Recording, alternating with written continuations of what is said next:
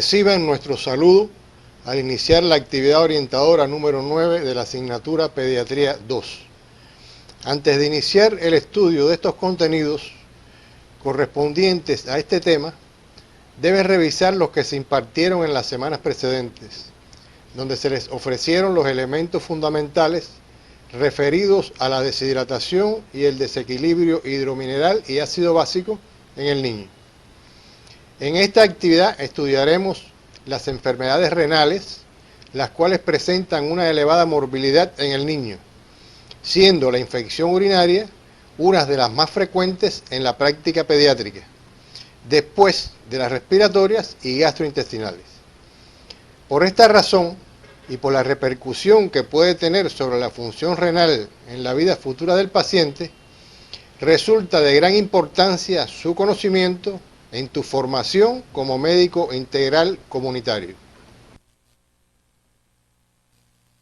Al concluir la actividad orientadora, serán capaces de describir las características clínicas de la infección del tracto urinario, el síndrome nefrótico por daño mínimo y la glomerulonefritis difusa aguda postinfecciosa, su etopatogenia y epidemiología, e interpretar el resultado de las evidencias analíticas más importantes que se utilizan para su diagnóstico, así como describir las principales acciones en su manejo integral. La infección del tracto urinario es definida como la colonización y multiplicación de microorganismos, habitualmente bacterias, en el aparato urinario, incluida la uretra y el riñón, cuando éste habitualmente es estéril. La pielonefritis o infección urinaria alta es aquella que alcanza el parénquima renal y el sistema pielocalicial. En la baja o cistitis, la infección está limitada a la vejiga. Desde el punto de vista clínico, se denomina infección del tracto urinario complicada a todas las que se acompañen de alteraciones anatómicas o funcionales o de enfermedades asociadas, ya sean sistémicas o neurológicas. Y la no complicada es aquella que afecta el tracto urinario inferior sin alteraciones estructurales o con buen vaciamiento vesical. La infección del tracto urinario de alto riesgo es la que se acompaña de sintomatología marcada. En esta pueden existir factores predisponentes y comúnmente se presenta en pacientes menores de 1 año. Las de bajo riesgo se presentan en niños mayores. En general, tienen poca sintomatología y no presentan factores predisponentes. En la bacteriuria asintomática, como su nombre lo indica, existen bacterias en la orina, sin síntomas clínicos aparentes. Con un interrogatorio adecuado, puedes obtener datos como micciones imperiosas o eventos de micción en la cama. La infección del tracto urinario recurrente puede ser de 2 formas: recaída o reinfección. La recaída reaparece con el mismo germen después de finalizado el tratamiento. Y la reinfección cuando reaparece, pero causada por un germen diferente. La infección urinaria persistente es la que se mantiene durante el tratamiento y después de este. Su mayor incidencia es en recién nacidos y lactantes varones menores de 1 año, lo cual obedece a la mayor prevalencia de anomalías obstructivas del tracto urinario, identificadas en este grupo de edades. Después de esta edad, se presenta una mayor frecuencia en las hembras por variadas características que les favorecen: cercanía anatómica entre los genitales y el ano, cortedad de la uretra y mala técnica de aseo. La causa más frecuente son las bacterias, pero puede ser producida también por otros agentes biológicos, como virus, hongos, espiroquetas, protozoos y micoplasma. Las bacterias más frecuentes son las gram negativas, Entre ellas la Escherichia coli representa alrededor del 80 al 95%. La frecuencia del aislamiento de estos gérmenes varía de acuerdo a la edad, a la forma de recogida de la orina, así como a la presencia o no de cateterismo. En la patogenia de la infección urinaria debemos considerar tres aspectos: las vías de infección, los factores de virulencia del agente infeccioso determinados por la capacidad infecciosa del microorganismo, y los factores del huésped que deben imponerse en la lucha por evitar la infección. Es importante que en tu autopreparación profundices en cada uno de estos elementos. Salvo en el periodo de recién nacido y de lactante pequeño, en el cual la infección del tracto urinario ocurre frecuentemente por vía hematógena en el curso de sepsis bacteriana, en el resto de las edades, tanto en el varón como en la hembra, en la mayoría de los casos, la infección está causada por vía ascendente, a partir de gérmenes presentes en el tracto intestinal y que han contaminado las zonas perianal, perineal y genital.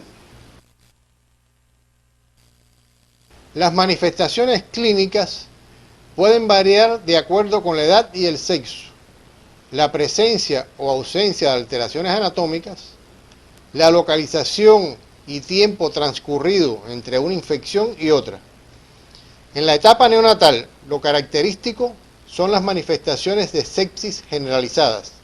Entre ellas se encuentra la fiebre, hipotermia, cianosis, ictericia, distensión abdominal, convulsiones e irritabilidad. En el lactante, las manifestaciones clínicas son inespecíficas, predominando la sintomatología general, consistente en el estacionamiento de la curva ponderal, alteraciones digestivas como vómitos, anorexia y diarreas. También pueden presentarse letargia e irritabilidad, fiebre, ictericia, aspecto séptico y hepatoesplenomegalia. En la edad preescolar, la clínica urinaria es casi siempre más aparente y con mayor frecuencia. Los síntomas son localizables a nivel del tracto urinario: fiebre, dolor abdominal, disuria, polaquiuria, micción imperiosa, enuresis y orina maloliente. Para poder precisar el diagnóstico, se debe realizar una buena anamnesis con el fin de obtener datos sobre los síntomas mencionados, investigar historia familiar de infección urinaria o de enfermedades congénitas. En el examen físico se debe insistir en la búsqueda de globo vesical, examen de los genitales externos, alteraciones del chorro urinario, así como determinar el estado nutricional del niño. El diagnóstico de certeza debe establecerse a través del urocultivo. Un aislamiento de más de 100.000 unidades físicas de colonia por mililitro de un solo germen en 2 muestras de orina fresca no centrifugada o cualquier crecimiento que haya en la orina recogida por punción suprapúbica. Profundizarás en las diferentes técnicas de recolección de orina.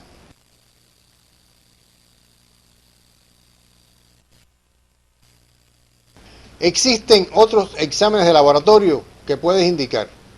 La alteración de cualquiera de ellos indica sospecha de infección del tracto urinario.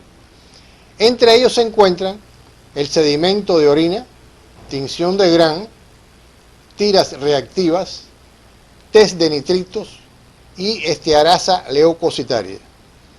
En sangre, hemograma y leucograma, eritrosedimentación, proteína C reactiva, urea y creatinina. Se pueden observar diversas complicaciones. Entre las más frecuentes están la infección generalizada, sobre todo en el recién nacido y niño pequeño, abscesos renales, piohidronefrosis y excepcionalmente puede producir insuficiencia renal aguda.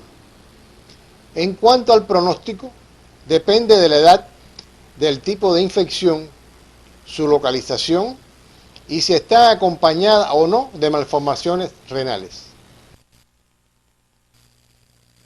En cuanto al tratamiento, los 3 objetivos que deben lograrse son erradicar los organismos invasivos, aliviar la sintomatología y prevenir o minimizar el daño renal.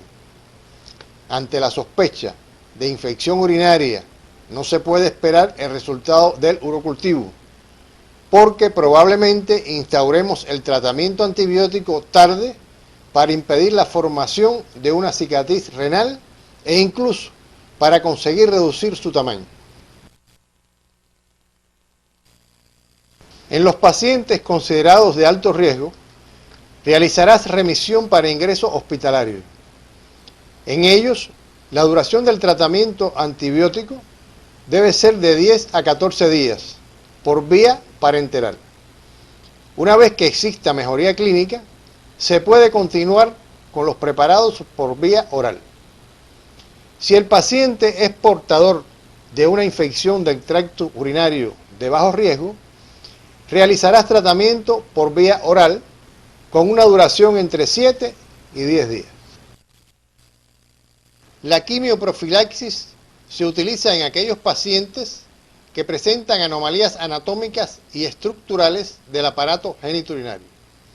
Emplearás fármacos cuya excreción fundamental sea por vía renal con el objetivo de mantener concentraciones urinarias altas del mismo. Se administrará la 1/4 parte de la dosis terapéutica en horas de la noche, por ser este el horario en que se evacua con menor frecuencia la vejiga. En caso de que sea un paciente sin control esfinteriano, administrarán 2 subdosis. Estudiarás las opciones terapéuticas que se pueden emplear durante la infección y en la quimioprofilaxis a través de la bibliografía del tema. Podemos hacer prevención, sobre todo haciendo énfasis en los factores de riesgo, para lo cual se recomienda evitar la constipación, ingestión adecuada de agua, evitar el hábito retenedor y evacuar la vejiga con periodicidad. A continuación, estudiaremos la glomerulonefritis difusa aguda postinfecciosa, la cual es una inflamación aguda localizada en el glomérulo, secundaria a procesos infecciosos.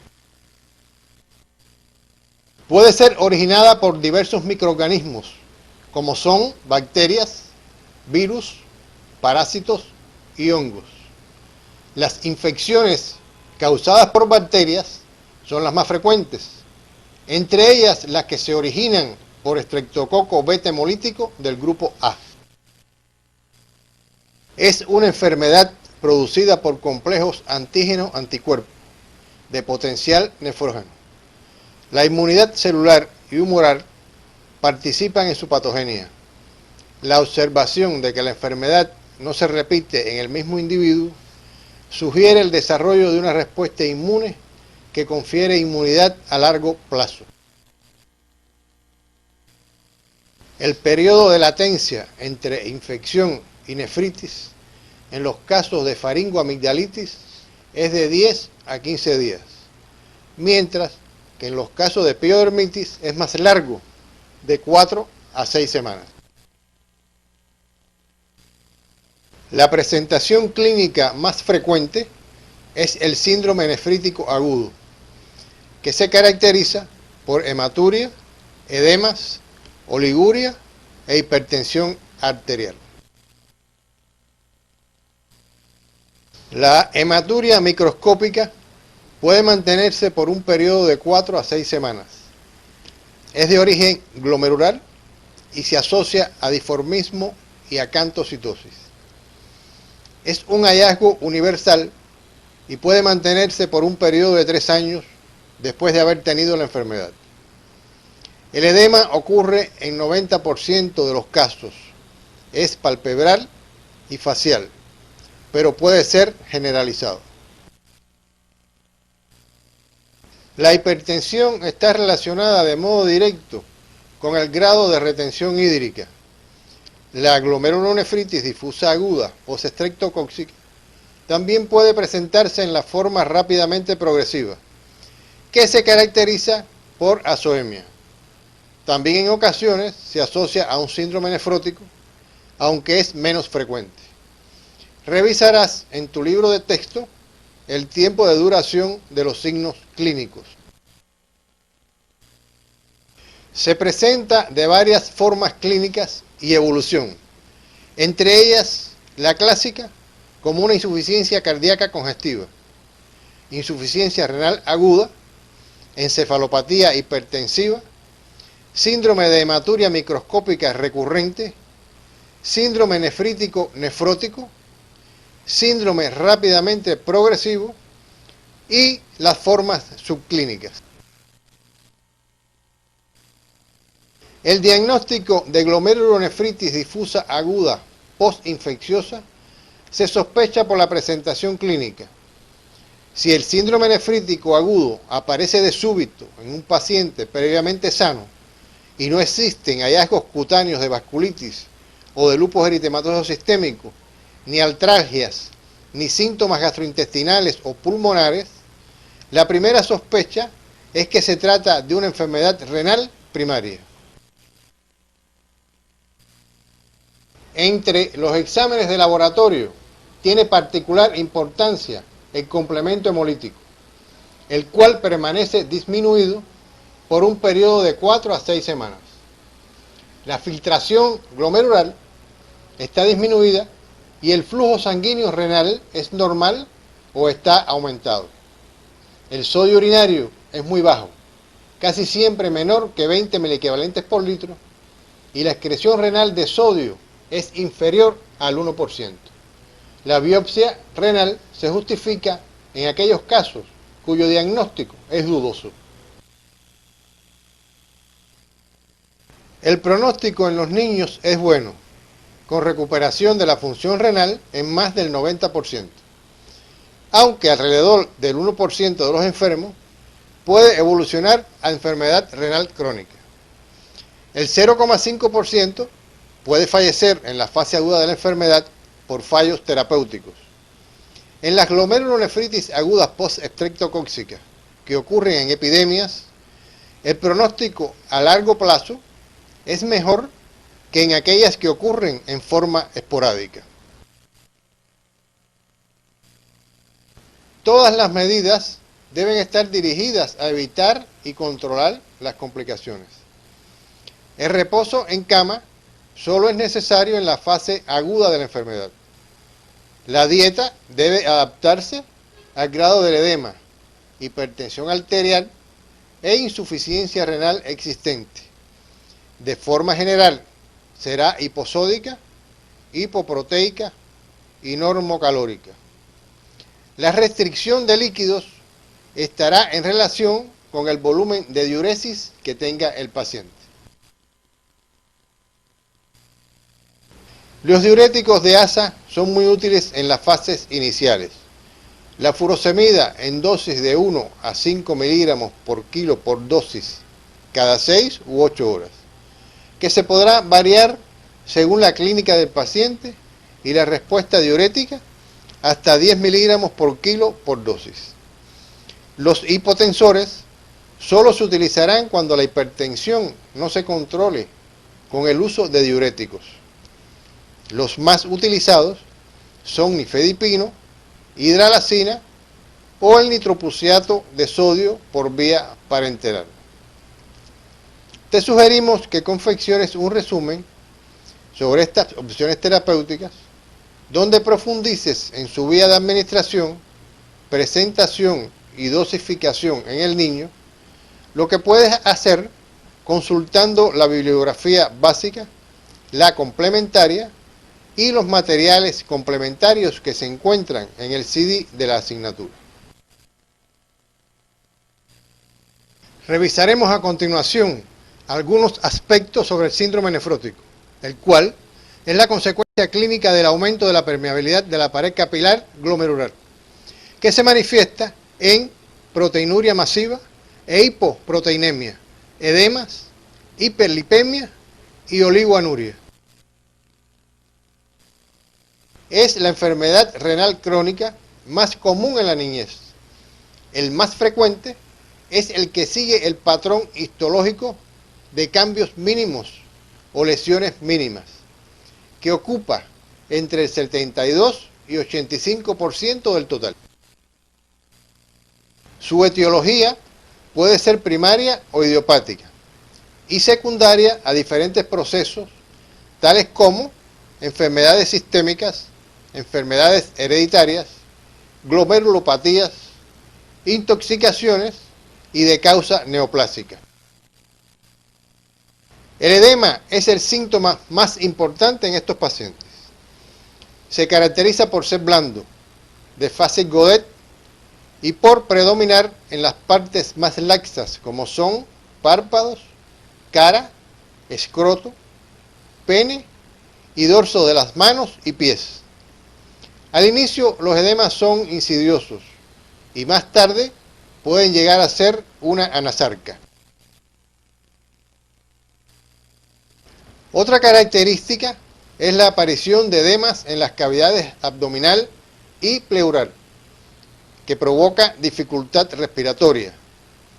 Puede haber palidez cutánea producida por la retención de agua en la piel y por anemia. También existe oliguria, que desaparece en 2 o 3 semanas. La hipertensión arterial es poco frecuente, así como la hematuria, que desaparece en pocos días. Puede existir velamiento de los senos paranasales, que se evidencia por el edema de la mucosa. Pueden presentarse hematuria e hipertensión, que es fugaz o de pocos días. Y es posible encontrar lesiones xantomatosas acompañando a la elevación de los lípidos y que son características del síndrome nefrótico por daño mínimo. El apetito disminuye, hay lasitud e irritabilidad y puede ocurrir absorción intestinal defectuosa. Hay hepatomegalia y se asocia en grados variables de infecciones, entre las cuales las respiratorias son las más frecuentes. Los pacientes pueden presentar fiebre o no, a pesar de una infección severa, y en caso de ocurrir, estas preceden en días o semanas a las recidivas del síndrome nefrótico. Junto a las manifestaciones clínicas, se consideran criterios diagnósticos los siguientes: proteinuria igual o mayor que 40 miligramos por hora por metro cuadrado. Proteínas totales igual o menor que 5 gramos por decilitro. Albuminemia igual o menor que 2,5 gramos por decilitro. Presencia de edemas, además de hipercolesterolemia e hiperlipemia. Las complicaciones más frecuentes son las infecciones del tracto respiratorio y entre ellas las bacterianas, aunque podemos observar virales y micóticas. Se observan además peritonitis primarias y pancreatitis. Los cuadros tromboembólicos, tanto venosos como arteriales, son comunes en estos pacientes. También el shock hipovolémico, las hiponatremias y el hiperaldosteronismo secundario. El pronóstico del síndrome nefrótico por daño mínimo viene dado por la corticosensibilidad inicial. Tras 7 años de remisión, podemos considerar en la práctica la ausencia definitiva de nuevos brotes. El tratamiento se basa en las medidas generales y específicas.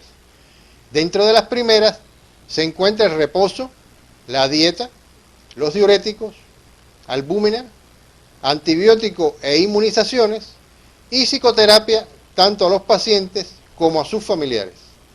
Las medidas específicas se aplican en dependencia si el síndrome nefrótico es córtico sensible, córtico dependiente o córtico resistente. Para finalizar la actividad orientadora de hoy, arribamos a las siguientes conclusiones. La infección del tracto urinario es una de las enfermedades más frecuentes en la práctica pediátrica, después de las respiratorias y gastrointestinales. La infección puede pasar inadvertida, ya que los síntomas muchas veces son inespecíficos o no existen. El tratamiento precoz y adecuado de las infecciones urinarias en la infancia es altamente eficaz para prevenir o minimizar el daño renal, así como la aparición de signos de gravedad y las complicaciones. La glomerulonefritis es una causa importante de deterioro de la función renal. En su patogenia se involucra inflamación intraglomerular y proliferación celular con el deterioro renal secundario. Su diagnóstico precoz es vital porque los pacientes pueden perder la función renal rápidamente. El síndrome nefrótico constituye una entidad secundaria a diferentes patologías reconocidas clínicamente. El término es aplicable a cualquier condición clínica con proteinuria masiva, hipoproteinemia, hiperlipidemia y edema. Hasta aquí hemos abordado los elementos básicos que les permitirán encaminar el estudio de las enfermedades renales de la edad pediátrica. En la próxima semana continuaremos con el estudio de las afecciones del aparato cardiovascular, específicamente los contenidos correspondientes a cardiopatía congénita, fiebre reumática, insuficiencia cardíaca e hipertensión arterial. Por la repercusión que pueden tener las enfermedades cardiovasculares sobre la vida futura del paciente, resulta de gran importancia su conocimiento en tu formación como médico integral comunitario.